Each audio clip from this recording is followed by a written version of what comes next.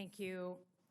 Thanks for being here. Thanks for our conversation yesterday. I want to just actually add on to what Senator Langford was saying and just focus on the attack we had at a temple that's very close to my heart in Michigan, a place I know well. Last week, we had an anti-Semitic attack meant to terrorize not just that synagogue, but the entire Jewish community. And I think the light is really blinking red. And that is the feeling for the Jewish community. And just as an objective statement, the Jewish community is 10 times more likely to be the victim of a hate crime than all other religious groups combined. That's not a political statement. That's a factual statement from FBI data. We talked about the need to work together. The Jewish community is spending about $1 billion a year privately securing their own institutions. No religious group should have to spend that amount of money that could be going to lots of other things on their own security in the United States of America. So I would just ask your help in reforming the nonprofit security grant program so it's agile, so you don't have to like win the grant and then still do 100 pieces of paper, maybe even looking at a rapid reaction fund, but certainly asking for some sort of task force. You know, I'm thinking about the community in Australia that went to the Australian government, the Jewish community, and said, we're seeing just a real uptick in threats. We're terrified. And then we have Bondi Beach and a very horrible thing. So can we just agree in public, again, on a bipartisan basis, to sit together to reform this program and figure out how we manage to the threat, because we're not hitting it right now? Senator, you have a wealth of knowledge from your service in the intel community, and you will know this issue probably better than me. And so I would welcome the opportunity to sit down and talk to you, figure out what we need to do. I know this is very personal to you, and that's great. We may have some differences on some political views, but this isn't one. You and I will be, you know, laser focused and get this resolved if it's possible. But yes, I would absolutely welcome an opportunity to work with you on this. Great, I appreciate that. I think, you know, in general, your position or your future position as Secretary of Homeland Security sits at like the fulcrum of these big issues we're having as a country. Just big cultural issues. The use of law enforcement in our streets and where our rights begin and end, and then our elections, our democracy. And given the importance of that, I think it's important that we state really clearly where you are on those two issues. You know, I think first and foremost on the use of ICE. You know, my state voted for Donald Trump in 2024. A lot of people supported the president's immigration agenda, but then they watched with their own eyes, not filtered through a news source. They watched with their own eyes American citizens killed in their streets for protesting.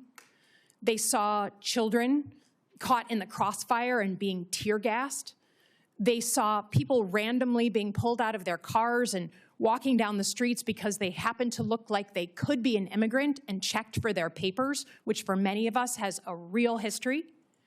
They have seen people law enforcement go into people's homes without a judicial warrant for a country that was invented because we were being oppressed by a foreign force that demanded entry into our homes. So you say you don't want ICE in the news. You say you want to rebuild trust. Your predecessor was fired because she couldn't manage that, and you know, people had to go in and bring the temperature down. Can you, without other words, just state clearly what you'd be willing to do to fundamentally reform ICE and put into law to do so, since that trust is gone? Ma'am, as you know, I can't make the law. You guys make that for me. But you're going to be the secretary. Yes, I agree, but I can't make the law. I can work within the parameters. No, but tell us what you'd be willing to put into law. So right now, the law that I work into is your guys' decision. We'll work through that. But I do believe there is a better approach. And I think working with municipalities, I would love to see ICE become a transport more than the front line.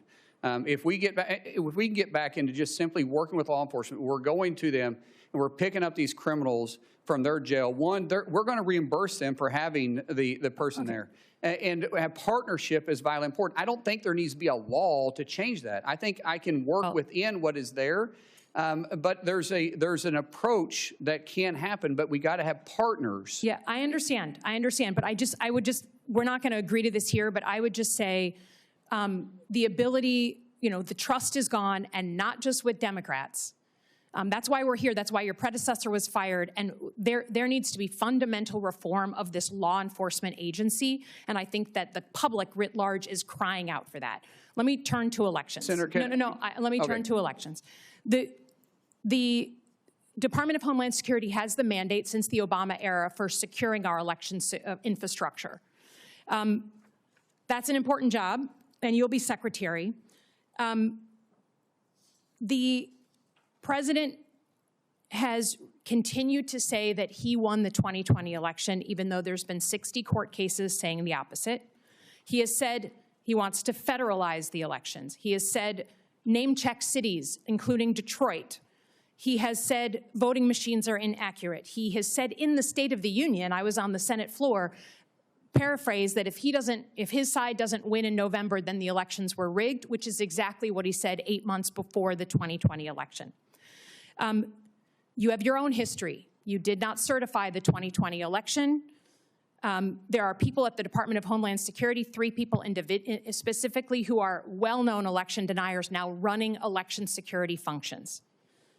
Who won the 2020 election? Ma'am, we know that President Joe Biden was sworn into office. He was the president for the last 4 years. But I do believe my job as Department of Homeland Security Secretary will be to make sure that we assure that the elections are fair and people can trust them. Does the federal government run the elections process, or do states? It's very clear in the Constitution that the states control state elections, and then there is some federal oversight that's on it, but the federal government can set some standards. So if you're talking about the Save American Act, requiring you, which is within the Constitution, by the way, requiring individuals to be citizens of the United States, I don't think it's too much to ask somebody to prove they're a citizen of the United States. That's not what we're talking about. I'm talking about administering the elections.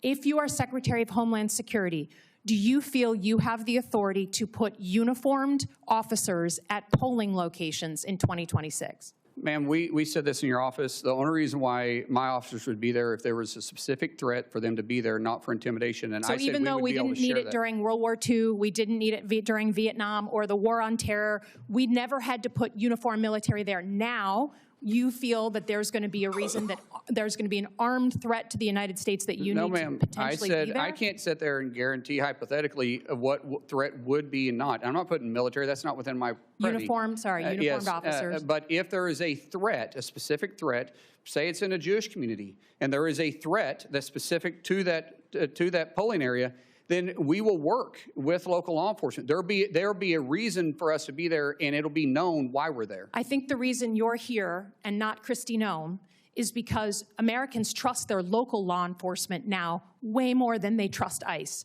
So I would just say if we ever get to the point where you are being asked to put armed ICE officers at polling locations, we have lost the plot as a country.